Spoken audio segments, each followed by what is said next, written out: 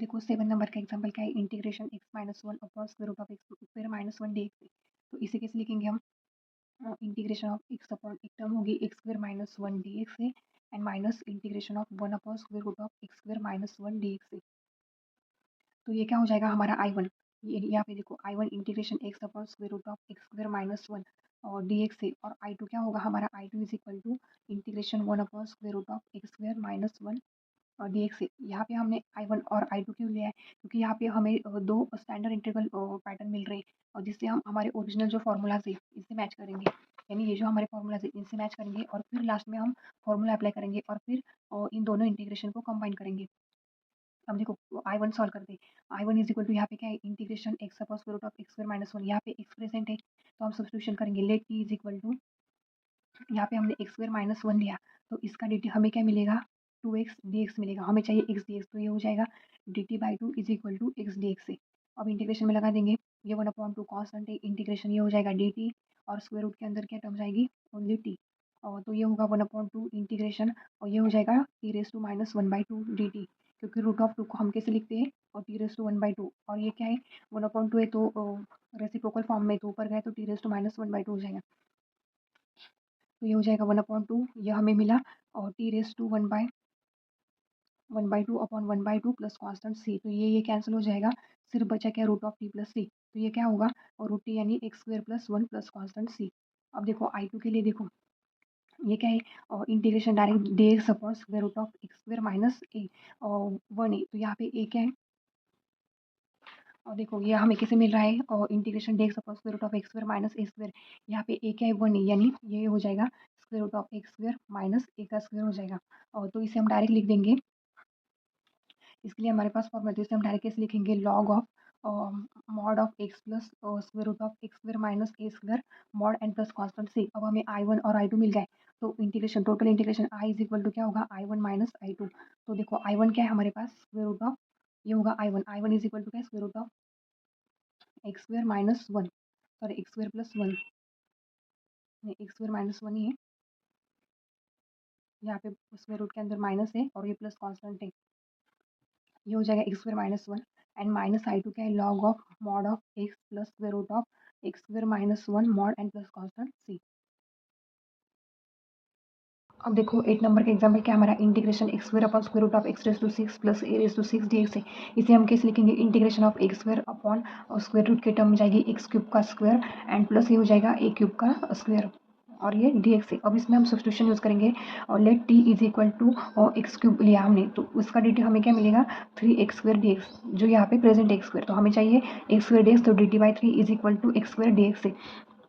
अब डायरेक्ट हम इंटीग्रेशन में लगा देंगे वैल्यू, और x square d x is equal to क्या है, ये होगा वन अपॉन थ्री, ये हो जाएगा डी टी, स्क्वायर रूट के अंदर की टर्म क्या है, एक्स क्यूब को हमने टी पुट किया, ये हो जाएगा T square and plus a cube का स्क्वायर, क्योंकि ए क्यूब की तो कोई वैल्यू नहीं है, तो ये हो जाएगा वन अपॉन थ्री। अब देखो स्टैंडर्ड फॉर्मूला हमारा क्या है,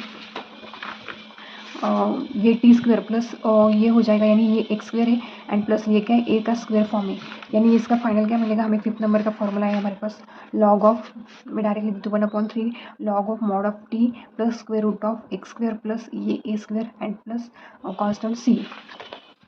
सॉरी यहाँ पे टी स्क्वायर आएगा क्योंकि हमने सब्स्टिट्यूशन किया है ना। फिर अब हमारी वैल्यू लिखेंगे one upon three log of mod t की वैल्यू हमने क्या ली है, एक्स क्यूब लिए प्लस स्क्वायर रूट ऑफ, और ये हो जाएगा एक्स क्यूब का स्क्वायर प्लस ए क्यूब क्या है हमारे पास, a cube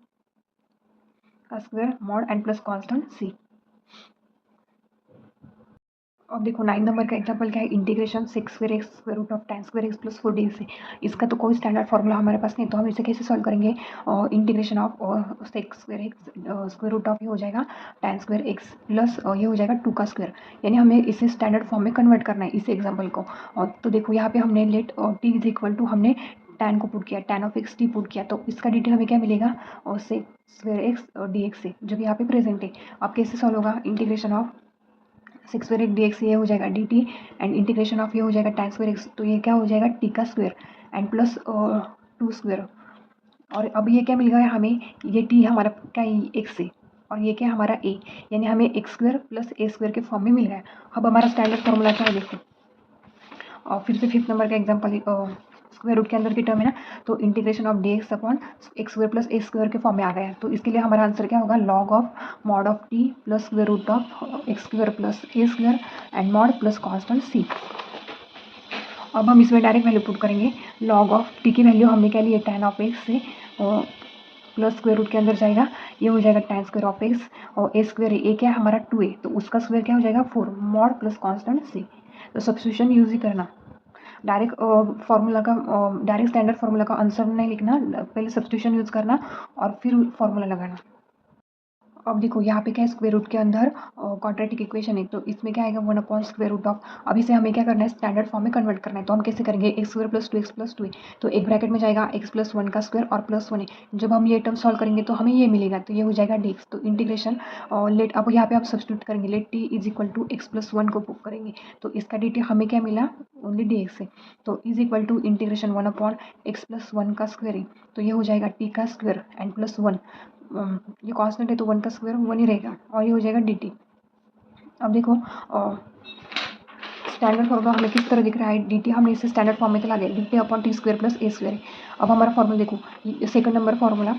D x upon integration of x square plus a square is equal to 1 upon a tan inverse x by a plus c. Second की तरह दिख रहा है, तो हम कैसे लिखेंगे यहाँ इसे, 1 अपॉन ए लिखा तो लिख देती हूँ मैं 1 अपॉन ए और tan इनवर्स ऑफ, ये हो जाएगा t upon a and plus c. तो यहाँ पे ए की वैल्यू तो 1 है, तो ये हो जाएगा tan इनवर्स ऑफ, टी की वैल्यू हमने ली है x प्लस 1, सॉरी यहाँ पे स्क्वायर रूट है तो मैं स्क्वायर रूट लिखना भूल गई थी, तो इसके लिए अब अलग फॉर्मूला होगा हमारा। तो यहाँ पे देखो ऊपर मैंने फॉर्मूला लिख दिया, log of mod of t plus square root of x square plus a square plus c, तो ये फॉर्मूला लगेगा। तो यहाँ पे आएगा हमारा आंसर लॉग ऑफ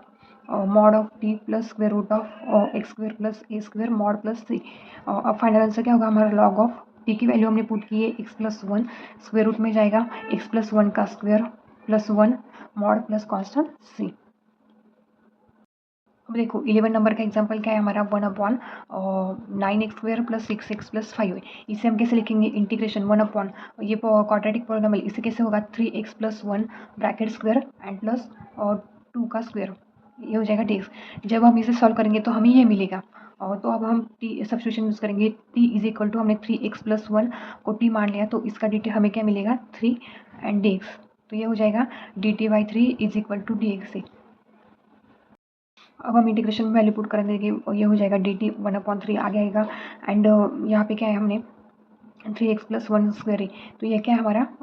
t का स्क्वायर एंड प्लस ये हो जाएगा 2 स्क्वायर, तो ये 1/3। अब हमारा ये जो स्टैंडर्ड फॉर्म में हमने इसे कन्वर्ट किया, ये किस तरह दिख रहा है हमें, और देखो ये D T upon t square plus ये क्या है ए स्क्वायर है, और तो यहाँ पे हमारा स्टैंडर्ड फॉर्मूला देखो d x upon x square plus a square 1 upon a tan inverse x by plus c. तो यहाँ पे 1/3 और डायरेक्ट में लिख देती हूँ 1 अपॉन ए और tan inverse of x by sorry t upon a and plus c. अब वैल्यू पुट करेंगे हम, और तो ये क्या आ जाएगा 1/3 1 अपॉन ए, तो ए की वैल्यू क्या है हमारे पास 2 है, ये हो जाएगा tan इनवर्स, टी की वैल्यू क्या पुट की हमने और 3x प्लस 1, ये भी ए की जगह क्या आएगा 2 एंड प्लस कॉन्स्टेंट सी। अब कैसे आएगा 1/6 और tan इनवर्स ऑफ और 3x प्लस 1, ये भी हो जाएगा 6 एंड प्लस कॉन्स्टेंट सी। अब देखो 12 नंबर का एग्जांपल क्या है, 1 upon square root of 7 minus 6x minus 6 square dx है। अब ये जो क्वाड्रेटिक इक्वेशन है इसके रूट कैसे आएंगे, हम देखो इसे कैसे लिखेंगे, और ये हो जाएगा 4 स्क्वायर और माइनस x माइनस ऑफ 3 का स्क्वायर, सॉरी x प्लस 3 का स्क्वायर। अब देखो ये 4 स्क्वायर है और माइनस एक्स प्लस 3, अगर हमने इसे सॉल्व किया तो हमें क्या मिलेगा, ये मिलेगा 7 माइनस 6 माइनस एक्स स्क्वायर और डी से। अब हम टी पुट करेंगे, टी इज इक्वल टू हमने लिया एक्स प्लस 3 और तो इसका डी हमें क्या मिलेगा और एक्स का, ये हो जाएगा डी एक्स से। तो इंटीग्रेशन ऑफ 1/4 स्क्वायर यानी ए स्क्वायर ये, तो 4 स्क्वायर माइनस एक्स प्लस 3 का क्या हो जाएगा, ये हो जाएगा और टी का स्क्वायर और ये डी टी।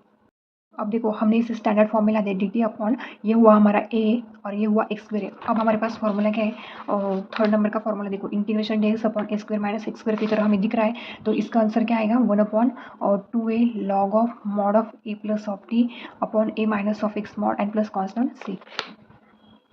तो हम लिखेंगे 1/2 और ए की वैल्यू हमारे पास क्या है 4 है, ये होगा log of a plus t की वैल्यू हमने क्या ली है और x plus 3 and a minus x plus 3 mod and plus constant c, तो ये हो जाएगा 1/8। तो मैं डायरेक्ट 1/8 लिख देती हूँ।